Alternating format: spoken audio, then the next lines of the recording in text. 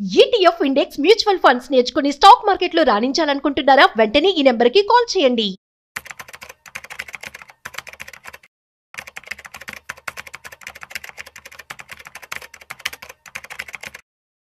నమస్తే, welcome back to Suman TV. ప్రస్తుతం మనతో పాటు ఉన్నారు stock market analyst Sundar Rama Reddy గారు. నమస్తే సార్. సార్, ఇప్పుడు 10 రూపీస్ ఉన్నటువంటి పెనీ స్టాక్స్ ని అంటే అవి తీసుకోవడం మనకి ఎంతవరకు సేఫ్ అంటే ఏం చెప్తారు? బేసికల్గా స్టాక్స్ రిస్క్ అండి, అది ఇంక్లూడింగ్ ఈవెన్ రిలయన్స్ కూడా. అలాంటిది ఇంకా మీరు 10 రూపాయల స్టాక్స్ 5 రూపాయల స్టాక్స్ అంటే టూ మచ్ రిస్క్ అనుకోవచ్చు. మనం ఏదైనా సరే మనీ అంటే స్టాక్ ప్రైస్ పరంగా చూసి అది రిస్క్ కాదని డిసైడ్ చేయడం తప్పండి. అండ్ బిజినెస్ మోడల్ మీకు ఐడియా ఉండాలి ఎంతకంత. అంటే వాళ్ళు ఎక్కడ ఆపరేట్ చేస్తున్నారు, క్యాష్ ఫ్లో ఎలా వస్తుంది, వాళ్ళ యూనిక్నెస్ ఏంటి, అండ్ కంపెనీ అసెట్స్ ఏమున్నాయి, ఈపీఎస్ ఎట్లా జనరేట్ చేస్తున్నారు, ఇలాంటివన్నీ చూసుకొని మనం తీసుకోవాలి తప్ప 5 రూపాయల స్టాక్స్ 10 రూపాయల స్టాక్ అలా మీరు క్రైటీరియా మనం పెట్టుకోకూడదు అనమాట. ఈ బేసికల్గా అట్లా ఉన్నట్టు పెన్నీ స్టాక్స్ అంటారు, నానో స్టాక్స్ లేదా పెన్నీ స్టాక్స్ అంటారు. బేసికల్గా బ్రాడ్గా చెప్పాలంటే అవి రిస్కీ 1-2 స్టాక్స్ విడిగా తీసుకునే బదులు వాటికి ఇండెక్స్ ఫండ్స్ ఈటీఎఫ్స్ లాంటివి దొరుకుతాయి అనమాట. అలా తీసుకోవటం బెటర్ నీకు. ఎందుకంటే విడిగా తీసుకున్నప్పుడు ఆ బిజినెస్ మనం ట్రాక్ చేయలేము, దాంట్లో చాలా లూపోల్స్ ఉండొచ్చు. చాలామంది పెట్టుకునే క్రైటీరియా ఏంటంటే స్టాక్ మార్కెట్లో 100 రూపాయలు తక్కువ ఉంటే వాటిని అవాయిడ్ చేస్తారు. 100 రూపాయలు తక్కువ ఉందనుకోండి, అసలు అది నాకు వద్దంటారు. బిజినెస్ మోడల్ బాగలేకని కాదు, ఎంత తక్కువ రేటు ఉంటే అంత రిస్క్ ఎక్కువ, అది అంత రిస్క్ దాని గురించి అనమాట. అంటే స్టాక్ రేట్ని బట్టి కూడా మనం అది కాస్ట్ వచ్చేప్పుడు చెప్పలేము. ఎందుకంటే కంపెనీ మార్కెట్ క్యాపిటలేషన్ బట్టి మనం చెప్పాలి తప్ప స్టాక్ ప్రైస్ విడిగా చెప్పకూడదు. ఫర్ ఎగ్జాంపుల్ ఎంఆర్ఎఫ్ ఉందనుకోండి, దగ్గర 1,00,000 ఉంటుంది స్టాక్, దాని అర్థం అది కాస్ట్లీ అని కాదు. అందులో ఉన్న మొత్తం స్టాక్స్ 40 లక్షల్లో ఉన్నాయి. 40 లక్షల స్టాక్స్ ఉన్నప్పుడు న్యాచురల్గానే స్టాక్స్ తక్కువ కాబట్టి రేట్ ఎక్కువ ఉంటుంది. కానీ కంపెనీ మొత్తం నీకు 50,000 కోట్ల లోపే ఉంటుంది అది. అదే నీకు టాటా పవర్ ఇలాంటివి చూసారనుకోండి, దీంతో పోల్చుకుంటే 4-5 రేట్లు పెద్దవి, బట్ స్టాక్ నీకు 300గా దొరుకుతాయి. బట్ దాని అది 300 కాబట్టి అది చీప్ అని చెప్పలేము, ఇది కాస్ట్ అని చెప్పలేము. అందుకని మార్కెట్ క్యాపిటలేషన్ బేస్గా తీసుకుని మనం చెప్పాలి తప్ప స్టాక్ ప్రైస్ బట్టి విడిగా కాదు. అందుకని తక్కువ రేటు అంటే దాని అర్థం చీప్ అని కాదు, కాస్ట్ అని కాదు. దాని బిజినెస్ మోడల్ చూసి అది ఈపీఎస్ సేల్స్ బాగా మూవ్ అవుతున్నాయి అంటే ఫండమెంటలీ సౌండ్గా ఉంటే మనం తీసుకోవడం తప్పేం లేదు. బట్ నా జనరల్ సజెషన్ ఏంటంటే 100 రూపాయల లోపు మీరు తీసుకోవాలనుకుంటే ఎంతో స్టడీ చేసి వాటి బిజినెస్ మోడల్ని మీకు నచ్చితే తీసుకోండి. ఎగ్జాంపుల్ హెచ్ఈసి అది పెన్నీ స్టాక్, అది 30 రూపీస్ దగ్గర ఉంటుంది. బట్ నేను అది పై చేశాను.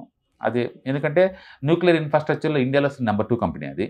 అంటే పెద్ద ఇన్ఫ్రాస్ట్రక్చర్ ప్రాజెక్టులు ఫినిష్ చేసిన కంపెనీ అనమాట. అట్లా మనకు కావాలంటే కొన్ని తీసుకోవచ్చు. మీకు బిజినెస్ మోడల్ గురించి తెలియాలి, రేట్ ఒకటే క్రైటీరియా కానే కాదు. అందుకని 10 రూపాయల స్టాక్ రిస్క్ అని నువ్వు జనరల్గా చేయకూడదు, అంటే రిస్క్ లేదని కూడా చెప్పకూడదు. బట్ జనరల్గా 100 రూపాయల లోపు స్టాక్స్ అది వస్తుంది అంటే మాత్రం 1-2 సార్లు ఆలోచించడం బెటర్ అనమాట, ఏరియా ఎందుకు వస్తుంది అనేది బెటర్. నాకు పెన్నీ స్టాక్స్ వద్దు, నేను మ్యూచువల్ ఫండ్స్ ఈటీఎఫ్లో ఇన్వెస్ట్మెంట్ చేద్దాం అనుకుంటున్నానంటే మీ సజెషన్ ఏంటి? అది అల్టిమేట్ సేఫ్టీ అండి. ఎందుకంటే మన స్టాక్స్ మనం తీసుకుంటే మనమే మేనేజర్లో, వాటిని ప్రతి ఫైనాన్స్ రిజల్ట్ అప్పుడు ట్రాక్ చేస్తూ ఉండాలి. అనుకున్నట్టు సేల్స్ పోతున్నాయా, అంటే ప్రాఫిట్ పెరుగుతున్నాయా, అంటే మేనేజ్మెంట్ వాళ్ళు ఏమనుకుంటున్నారు, వాటి గురించి మనం తెలుసుకునే ఒకే ఒక అవకాశం ఏంటంటే ఎవ్రీ 3 మంత్స్కి ఒకసారి వచ్చే క్వార్టర్లీ రిజల్ట్స్, అంతే కదా. ఆ రిజల్ట్స్ అప్పుడు రిజల్ట్స్ చూసి మన క్రైటీరియా మ్యాచ్ అవుతే కంటిన్యూ అవుతాం. రిజల్ట్స్ అయిపోయిన తర్వాత మేనేజ్మెంట్ యొక్క కాన్ఫరెన్స్ కాల్ని పెట్టేసి ఫ్యూచర్ ఎక్స్పెక్టేషన్ మనకు నచ్చినట్టు ఉందా లేదా మనం చూసి మనం ఇన్వెస్ట్ చేసుకుంటూ పోతుంటాం.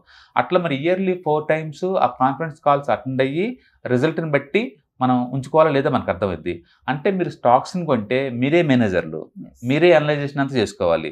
అదే మీరు ETFs index funds mutual fund తీసుకున్నారనుకోండి, వాళ్ళు అనలైజ్ చేస్తూ ఉంటారు, వాళ్ళు తీసుకుంటారు డిసిషన్ ఉండొచ్చా లేదని.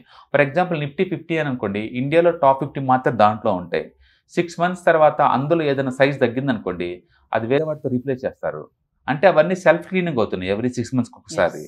కాబట్టి మనం మేనేజర్గా ఉండాల్సిన అవసరం లేదు. అందుకని మీరు చెప్పిన పెన్నీ స్టాక్స్తో పోల్చుకుంటే డెఫినెట్గా ETFs index funds mutual funds full safety అది. అయితే అందులో అగ్రెసివ్నెస్ ఉండదు, దీంట్లో పెన్నీ స్టాక్స్లో ఉన్నంత అగ్రెసివ్నెస్ ఉండదు, బట్ సేఫ్టీ లెవెల్స్ అల్టిమేట్గా వస్తాయి. కాబట్టి మీకు నాలెడ్జ్ తక్కువ ఉన్నా లేదా సేఫ్టీ ఎక్కువ కావాలన్నా కన్జర్వేటివ్గా ఉన్నా నాకు జీరో అవ్వకూడదు ఎప్పటికీ అనుకున్నా, అలాంటి వాళ్ళందరూ కళ్ళు మూసుకొని ఈటీఎఫ్ ఇండెక్స్ ఫండ్ మ్యూచువల్ ఫండ్లో పెట్టుకోవచ్చు. అది ఈజీ టు మేనేజ్ అనమాట. స్టాక్ స్పెసిఫిక్ రిస్క్ మీకు లేదు. Thank you sir. Hello friends, financial freedom మీద వెబినార్ జరగబోతుంది. ఇది డైలీ 3 hours ఉంటుంది, 3 days ప్రోగ్రామ్. దీంట్లో మీకు ఫైనాన్షియల్ ఫ్రీడమ్ ఎలా సాధించవచ్చు via with ETFs index funds mutual funds ద్వారా డీటెయిల్గా ప్రాక్టికల్ వేలో మీకు ఎక్స్ప్లెయిన్ చేయబడుతుంది. అండ్ దీంట్లో ఎనీ డౌట్స్ ఉన్నా సరే ఇమీడియట్గా వెబినార్లోనే ఎక్స్ప్లెనేషన్ చెప్తారు.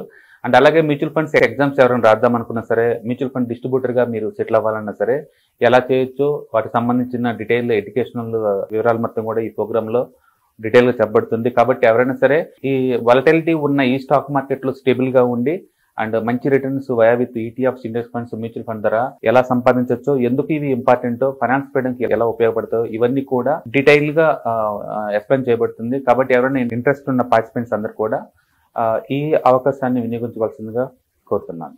Thank you.